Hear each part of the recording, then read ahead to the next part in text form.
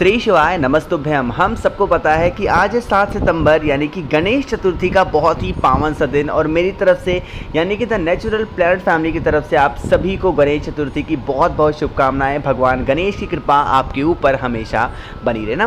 काफ़ी ज़्यादा लोग परेशान हैं अपनी मनोकामना को लेके, अपनी विशेज़ को लेकर के। तो अगर आज रात में, दिन में नहीं, आज रात में आपने अपने घर पे गणेश दीपक लगा दिया, यकीन मानिए जीवन की सारी तकलीफ़ें आपकी ख़त्म होंगी और सारी परेशानियां दूर कर देंगे विघ्नहर्ता भगवान गणेश। ठीक है ना। अब वो दीपक हमें कहाँ पे लगाना है इसकी बात हम लोग करेंगे।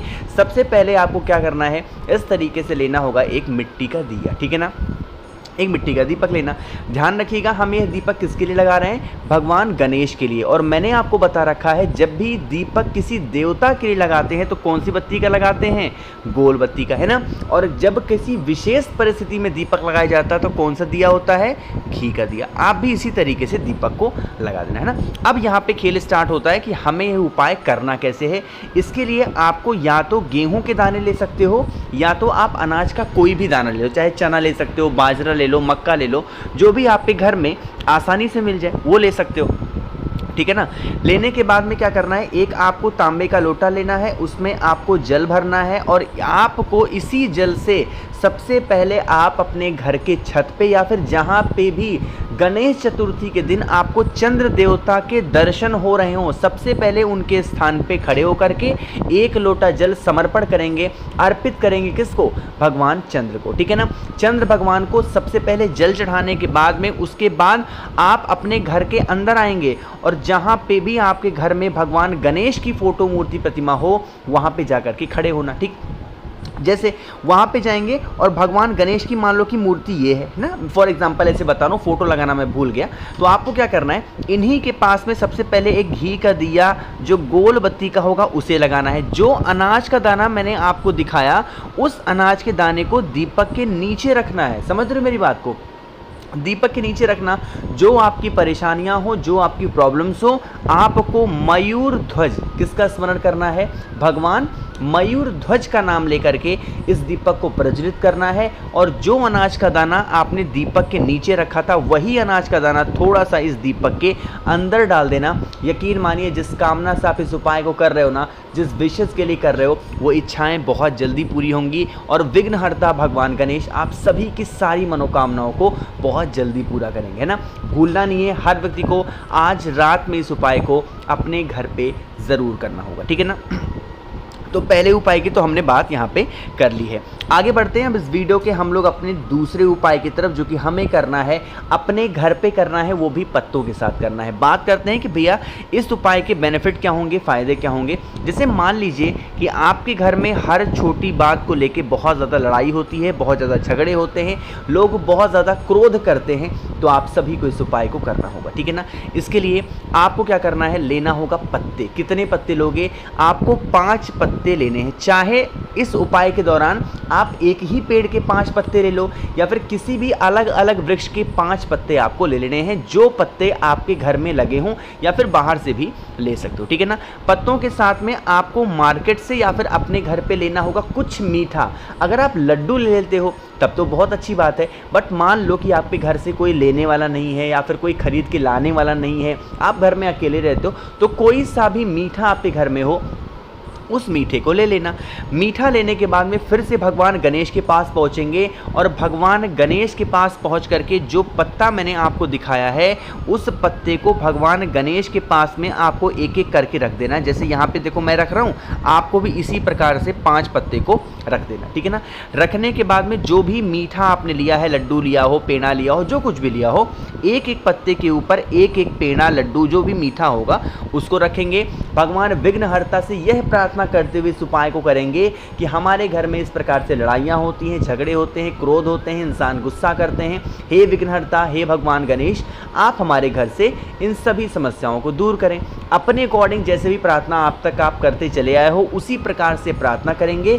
जब आपकी प्रार्थना समाप्त हो जाए, जो दीपक आपने प्रज्वलित किया है, जलाया है, वो दीपक ठंडा हो जाए, उसके बाद में इन सभी 5 के 5 पत्तों को उठा लेना इसके ऊपर के जो भी मिष्ठान आपने रखे थे, आपके घर में वर्तमान समय में प्रेजेंट टाइम में जितने भी सदस्य रहते हैं उन सभी लोगों को अगर प्रसाद के तौर पे आप इन प्रसाद को खिला देते हैं, यकीन मानिए आपके घर में प्रेम सद्भावना बनी रहेगी।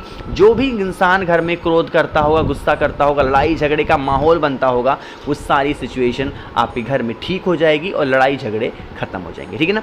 बात करते हैं इसकी कि भैया जो 5 पत्ते हमने लिए हैं बाद में उसे क्या करें, तो आप उसको किसी भी पेड़ के नीचे बाद में रख सकते हैं। बस ऐसा कोशिश करिएगा कि वो पत्ते किसी के पैरों के नीचे ना पड़ पाएं। मेरी बात समझ में आ रही क्या? तो यहाँ पे हम लोगों ने बात कर ली है अपने 2 उपाय की, जो कि आज आप सभी को अपने घर पे करना। ठीक है ना। आगे बढ़ते हैं इस वीडियो के हम लोग अपने तीसरे उपाय की तरफ, और यह उपाय भी आपको अपने घर पे ही करना है, क्योंकि यह उपाय होगा धन संपदा का। माँ लक्ष्मी की कमी बहुत ज़्यादा है, घर में धन संपदा टिकती नहीं है, तो इस उपाय को गणेश चतुर्थी के अवसर पे करना है। लेकिन उससे भी पहले एक छोटा सा काम और कर दीजिए, और वो है जल्दी से करिए वीडियो को लाइक। और मेरे जितने भी भाई बहन आवाज़ मेरी पहली बार सुन रहे हैं, अचानक से चैनल पे आ गए हैं, तो जल्दी से करिएगा चैनल को सब्सक्राइब। ठीक है ना। चलो बात करते हैं इस उपाय की। इस उपाय के लिए सबसे पहले हमें लेना होगा बेलपत्र। कितने बेलपत्र लोगे? आपको 3 बेलपत्र की ज़रूरत पड़ेगी मात्र, इससे ज़्यादा मत लेना। ठीक है ना। जो 3 बेलपत्र आप ले रहे हो धन संपदा के लिए, उस 3 बेलपत्र के 3 के तीनों पत्तों पे क्या लिखना है? इस तरीके से श्रीम लिखना है। ठीक है ना। श्री लिखेंगे, ऊपर एक छोटी सी बिंदी लगाएंगे। माँ लक्ष्मी का ये भी एक नाम होता है, एक मंत्र होता है, तो आपको श्रीम सॉरी इस तरीके से लिखना होगा। ठीक है ना। 3 की तीनों बेलपत्र पे लिखना। फिर आप इस बेलपत्र को उठाना, आपके घर में जो भगवान शंकर का शिवलिंग हो, महादेव का शिवलिंग हो, महादेव के शिवलिंग के ऊपर आपको पता है भगवान गणेश का स्थान यही होता है शिवलिंग पे राइट साइड, तो भगवान गणेश के स्थान पे एक एक बेलपत्र आपको समर्पित करती जानी है। ओम श्रीम नमः बोल करके। कौन सा मंत्र बोलोगे? ओम श्रीम नमः। इस मंत्र का स्मरण करते हुए 3 की तीनों बेलपत्र को समर्पित कर देना और प्रार्थना कर लेना शिव शंभु भोलेनाथ से कि हे महादेव, हमारे घर में धन संपदा को लेके बहुत कमियां रहती हैं, माँ लक्ष्मी का वास हमारे घर में नहीं होता। आप कुछ भी ऐसा करें जिससे हमारे घर में धन संपदा हमेशा बनी रहे और माँ लक्ष्मी का वास घर में होता रहे। इस प्रकार से अपने अकॉर्डिंग जैसे भी प्रार्थना कर सकते हो, जैसे भी कर सकते हो वैसे आप कर लेना। कभी भी घर में आपके धन को लेके कोई भी किल्लत नहीं हो सकती, हमेशा माँ लक्ष्मी का वास घर में आपके बना हुआ होगा। ठीक है ना। आगे बढ़ते हैं इस वीडियो के सबसे फेमस उपाय की। इससे प्रसिद्ध उपाय गणेश चतुर्थी का कोई नहीं हो सकता। इससे पहले ही मैंने एक वीडियो बनाया था, उसमें भी आपको समझाया था इस उपाय को। एक बार फिर से बता रहा हूँ, बहुत ध्यान से सुनिएगा। जैसे मान लीजिए कि आपके घर में कर्ज बहुत बढ़ रहा है ना, पैसे तो आने की दूर की बात है, कर्जे ही कर्जे बढ़ रहे हैं और टिकने की बात नहीं है कि घर में पैसे ही नहीं टिकते हैं, तो आपको लेना होगा लाल चंदन। अब देखो यहाँ पे ज़रूरी नहीं है कि आपको लाल चंदन ही लेना है, नहीं। आप चाहो तो लाल चंदन ले सकते हो, आप चाहो तो पीला चंदन ले सकते हो, आपके घर में हल्दी हो हल्दी ले सकते हो, आपके घर में कुमकुम हो, रोली हो, जो भी आपको मिल जाए कुछ भी आप ले सकते हैं। ठीक है ना। इसको उठाना और उठाने के बाद में इसका गाढ़ा सा पेस्ट बना लेना। ठीक है ना। आपके घर में जहाँ पे भी रुपए पैसे गहने जेवरात रखे जाते हों, या फिर अगर रुपए पैसे के लिए कोई अलमारी नहीं है और भगवान गणेश की मूर्ति है तो वहाँ पे भी उपाय कर सकते हो। अगर कोई अलमारी है तो वहाँ पे भी, और आपको अपने घर की अलमारी पे लिखना होगा शुभ लिखोगे और दूसरे वाले दरवाजे पे क्या लिखना है? लाभ। इस प्रकार से शुभ और लाभ जो भी व्यक्ति अपने घर में चाहे तो भगवान गणेश के पास में लिख देता है, या फिर अपने घर की अलमारी पे लिख देता है, या फिर अपने घर की तिजोरी पे लिख देता है, उनके घर में कभी पैसों को लेके कोई कमी नहीं हो सकती। हमेशा माँ लक्ष्मी का वास बना रहेगा और कर्ज से उस इंसान को बहुत जल्दी मुक्ति ज़रूर मिलती है। ठीक है ना। करिएगा ज़रूर, भूलना किसी को भी नहीं है। तो मैंने कोशिश की है आप सभी को बहुत ही स्पेशल से अच्छे से समझाने की। वीडियो पसंद आई हो तो लाइक करिएगा। कुछ पूछना है, नहीं समझ में आया, नीचे कमेंट सेक्शन में पूछ सकते हैं। और मेरे जितने भी भाई बहन आवाज़ मेरी पहली बार सुन रहे हैं, चैनल को ज़रूर सब्सक्राइब करेंगे। श्री शिवाय नमस्तुभ्यम।